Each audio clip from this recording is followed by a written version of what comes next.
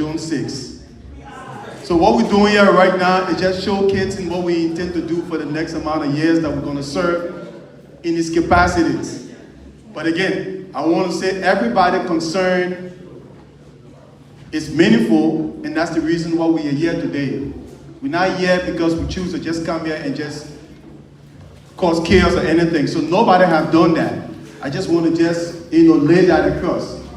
But while we bring on our two, the reason why we are here today because of these two reputable personalities within our community. And we're going to listen to them. The only ways that we can understand what they intend to do for the next amount of years that are going to lead us is for us to be able to pay keen attention, because we will be giving you guys the opportunity to ask them questions. So we will be able to rectify some of the mistakes that occurred within the vice presidency over to the presidential debates. The vice presidential debate have a lot of lapses, and we're not going to have this over into this. It's one of the rectifications we have to make. So we ask you to please govern yourself, because this one is the most important part. I know a lot of times we say we got a little adage, or we got a little things that went back and saying that the vice presidential candidate, they are all par cards. But within this administration, we heard them saying that they will be more active and they'll be able to do even more than what we expected. But these two are the ones that we're going to put all of our energies in, because these are the arrowhead to what's going to be happening within our communities, making sure that things become what we expect it to be. So we heard jingles from the vice presidential candidates, and we're going to be asking and giving you questions over to them, making sure that we got this going. So again, I want to take each and every one of you, please, no one look down on any one of you. We all know that things happen, but I know we're on a clean page right now. We're going to move forward. So to begin with, the purpose of this debate, Uland presidential and general election debate is established to provide candidates with a fair and equal platform to present the vision, policy, and leadership agenda. Promote transparency, accountability, and informed decision-making among Uland members. Ensure, so these are the bullet points under the purpose of the debate. Ensure respect, structure, and issue-focused exchange consistent with our Uland's democratic values. Eligibility to participate. So I think they are already been eligible and confirmed by the board, so we're not going to talk about eligibility. So those are just something to structure on that. So the debate structure. The debate will follow a structured, time-managed format to ensure fairness and clarity.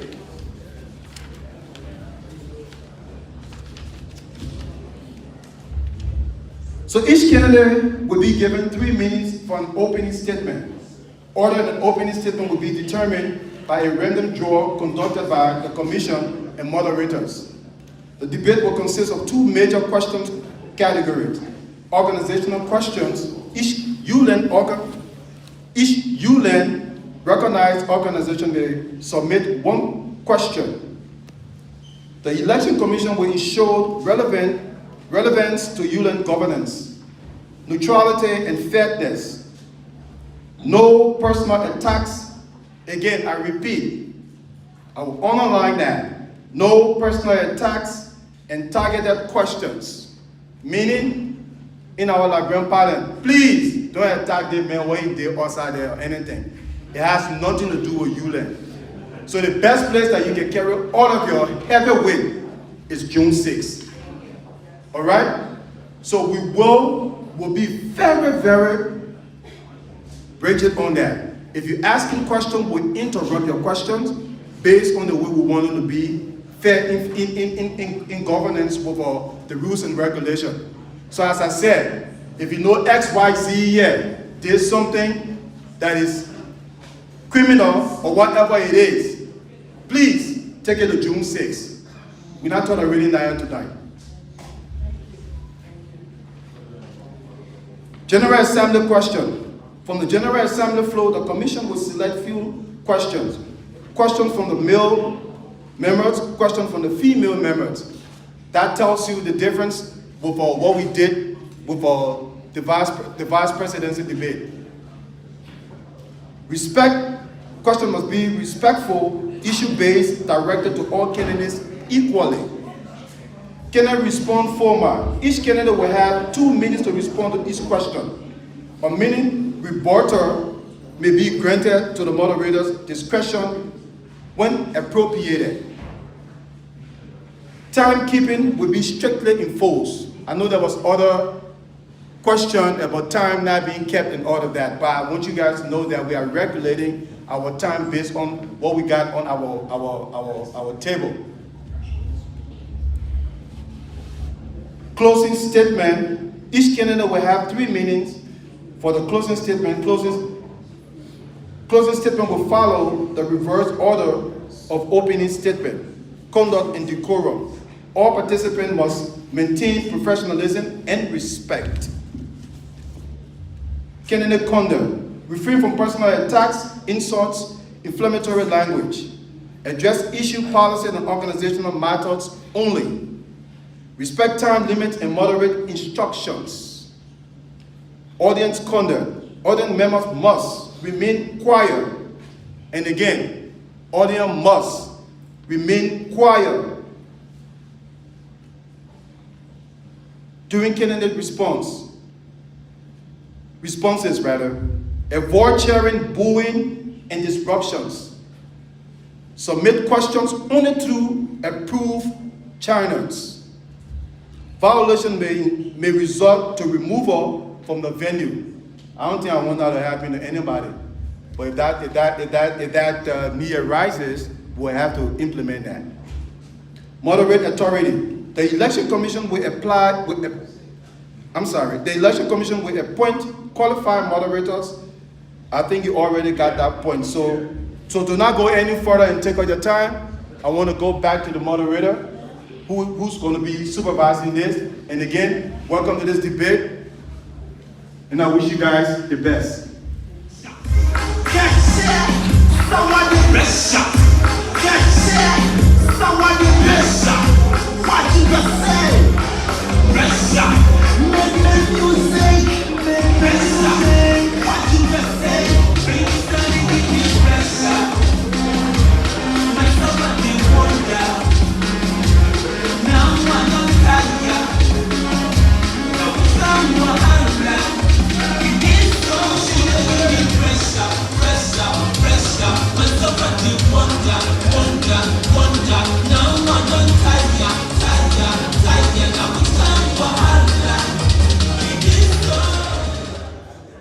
Yes, so thank you so much. We are now at the sweetest part of the egg. We are into the yolk, precisely. So, with no time to waste, you listen to Nestor as he read the guideline there concerning the debate. You know, this is the biggest part, trust me. And this is exactly what we all, somehow anticipated. The guys will be fine-tuning their blueprint, and based on what they're going to say, you'll be going to the polls on June 6th, and you'll be making that resounding decision. Who becomes the next president of the Liberian community out here in North Dakota? And of course, like I said in my opening statement, many of our colleagues who were around, dead and gone, wherever they are today, they may feel very elated, they may feel very blissful that, hey, we are not around, but there are guys on the ground who are doing those things to ensure that we have a good and a better environment, not only for themselves, for our children, for our posterity, so that we try to make ourselves an envy of other immigrant community out here in North Dakota and across the U.S. Right now, the presidential debate, Uland 2026, 3 minutes each to each of the contestants, beginning with Chris. Chris, you get 3 minutes. Tell us what you bring. What you just say? Good evening, ladies and gentlemen of Uland. Thanks to the ECOM and the moderators for hosting this event. And I'm thankful to you all for coming out tonight. First of all, I must say thank you to God for giving me the opportunity to talk to you tonight. And for those of you who don't know me, I'm Christian, Chris Sampson. I'm Christian Sampson. I've been honored to serve this community since I moved here in 2016. I'm happily married to my lovely wife, Phyllis Jenny Sampson, and we share 3 kids together. It is my honor to be here tonight. First of all, I serve the Liberian community going back to Williston, North Dakota. I'm a founding member of the Liberian Association of the Backend. That's the equal group of Uland in Williston. We formed an organization and put Liberians together and fought for Liberian needs while we were in the oil field. When I came to Fargo, I did not stop there. 2017, after the election of Sewada Kennedy, I was appointed as his inauguration committee chair. And I offered an inauguration into Fargo Moore area that one of the biggest inauguration here ever. We had 2 sitting mayors in the hall, and we have a supporters from Minnesota and all around the area. I know our community is faced with a lot of challenges. And as we can see in the room tonight, a lot of people are disgruntled, a lot of people are lost trust in leadership, and a lot of people are concerned about accountability and transparency. But I can show you, this is what Team Sampson Magda is bringing to the table. Accountability and transparency will be key. Inclusiveness will be key. Our youth will be empowered. Our women will be empowered. I'm currently serving as the liaison of the Liberian community. I've bridged the gap between the community and police departments, school districts, child protective services, and you name it. When elected president, I intend to work and improve on these events, improve on all these gains we have made. So as you vote, and you listen to us tonight, vote wisely. Vote for us. We're going to serve this community. Even when it's difficult, we'll still be there. Thank you, and vote for coming June 6th. Thank you. Thank you so much. And just in time, move on to the next candidate. Alex is all yours.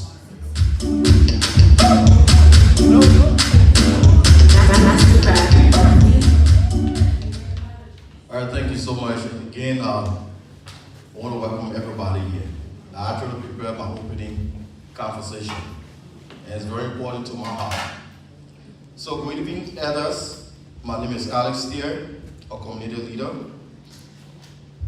And I want to thank you all for being here tonight. Your presence proves how deeply you care about the future of our community. I stand before you tonight not out of a desire for a title, but out of a profound duty to serve. My journey in this community began in 2014 when I moved to Fargo area a year after graduating from college in the state of Georgia. But my deepest introduction to this community didn't happen in the office. It happened at home. When I moved here, I was fortunate enough to be in the same apartment with a single mother, and that's my own sister, Agnes. As a single mother, I watched her strive every single day. And me coming from the heat of Georgia, the North Dakota weather was a shock to my system. And I must admit, the severe cold completely resisted me. But I watched my sister brave the brutal weather, putting my nephew Jerry, who is now a proud college graduate, on the school bus. Then she would get a taxi to take her 2 girls, Geraldine and Benedetta, to a babysitter by way of taxi. She never had a car. And I felt bad. I felt the pain for a single mother. I share this story because it was my very first experience witnessing what so many in our community, especially the single mothers, go through just to give their children a future. Over the years, I have also witnessed our struggling elders who face daunting barriers just trying to fill out application for the benefits that rightfully deserve. I have seen our youth who are starving for guidance from leaders they can actually relate to. These challenges are real. They are right in front of us. And the right leadership is exactly what our people is yearning for. This is our motivation. This is what inspired me to seek the office of the presidency, to create a structure where we can connect those in need to the right resources fairly and without prejudice. My campaign is built on 3 unbreakable pillars: progress, accountability, and unity. When I talk about progress, I mean moving past the passive business as usual mindset. That has still our growth for years. We need concrete action, meaningful mentorship for our youth, vibrant culture platforms, and real support structures for our families and single parents. Support for our small businesses and resources to help them grow. When I talk about accountability, I mean tearing down the walls of closed-door leadership. Trust is earned, not assumed. Under my presidency, working alongside our dedicated leadership team, we will open the book, establish a straight financial checks and balance, and make sure we open our community to everyone, irrespective of who you are. Thank you.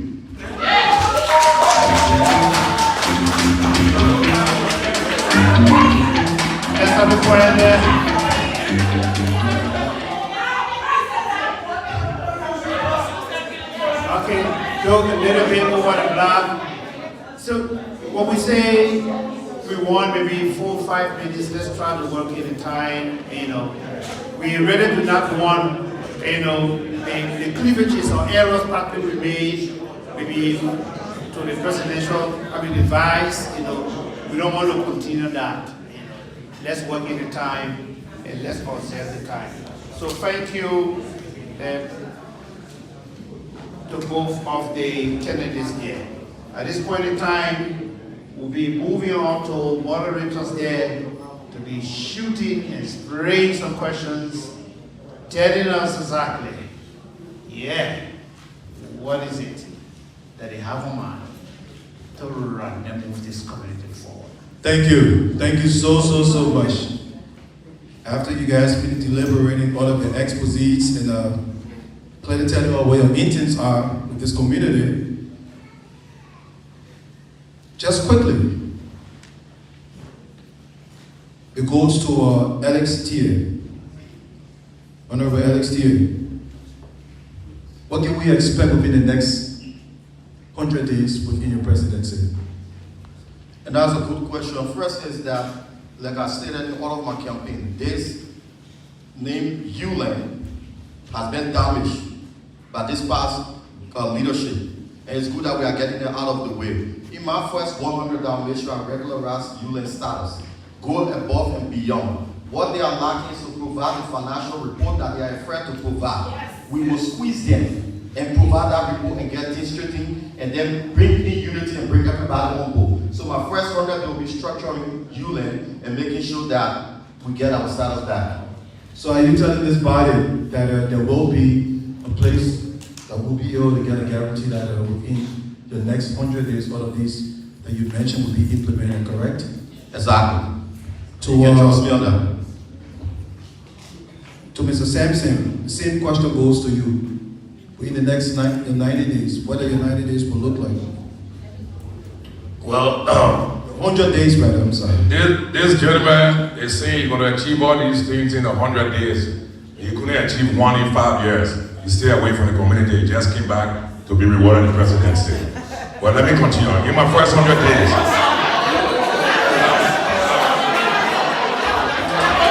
Excuse me.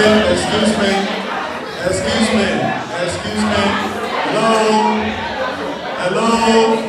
Let's come down. We have 2 minutes for that. Hello there. Maybe 2 minutes. Hello. You see, this is, right, excuse me, quickly. This is what I'm talking about.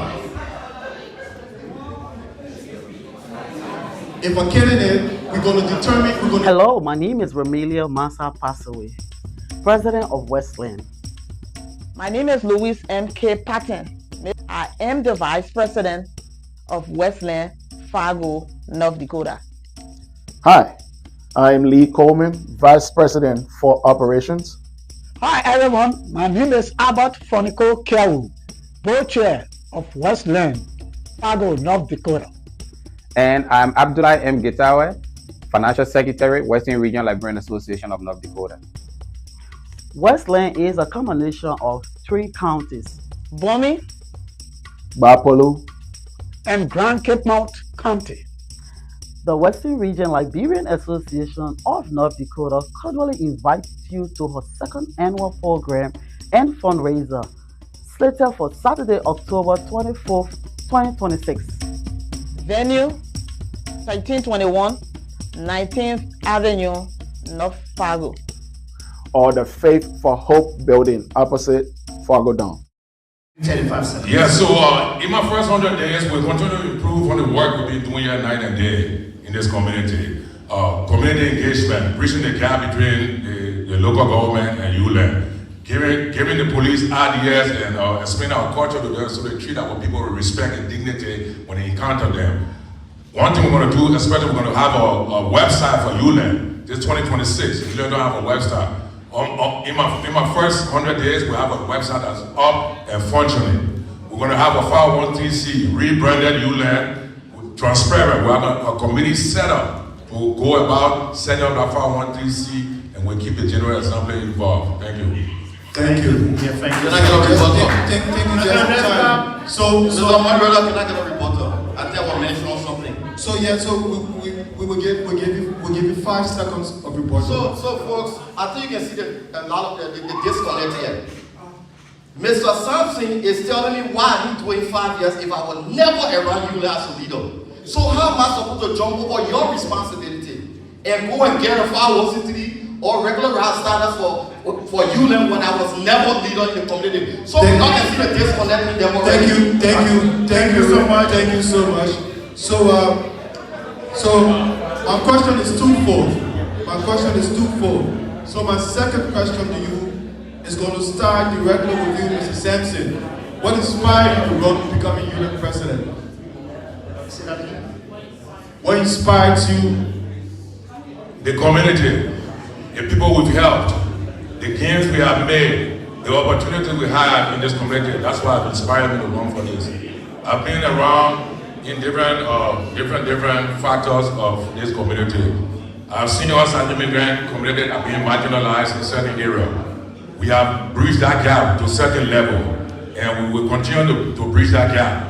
We cannot put all the hard work and people come from outside who don't even know the function of Uland and want to take leadership. And in my opinion, that's not how it works. So with the gains that the state administration made, we're going to keep working and improving it. And I'm proud of everything they have done that have made this organization attractive, that Mr. Tier now can stand up and say you want to be part of it and become president. Thank you. Yes, so Alex, it's also to you, what may have inspired you to, what is that pushing factor? Yeah, I already understand the question. So let's get it straight. Mr. Sampson is telling me that I'm new to Uland when he met me already in Uland. So I don't know what, there's a lot of disconnect, but I'll get to the question. In my introduction, I talked about things that I've witnessed, what single mothers go through, young people go through, and what our elderly people go through. These are things since 2014 that I've been around, that the community tried to do and they cannot do. So that has inspired me as a young man. When I moved here, I didn't have grade, now I have grade. But over the years, that has inspired me to make sure that I can come and fix what I need to fix. Like I said, I'm from the state of Georgia, and the librarian community are very, very meticulous. They don't joke with it. The presence of Mr. K is here. They mentor us. So all of the ideas, that's what we brought on board so that we can make sure and change things over here that Dave I feel.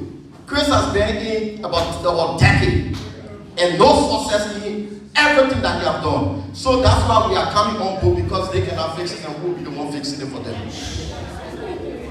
Thank you.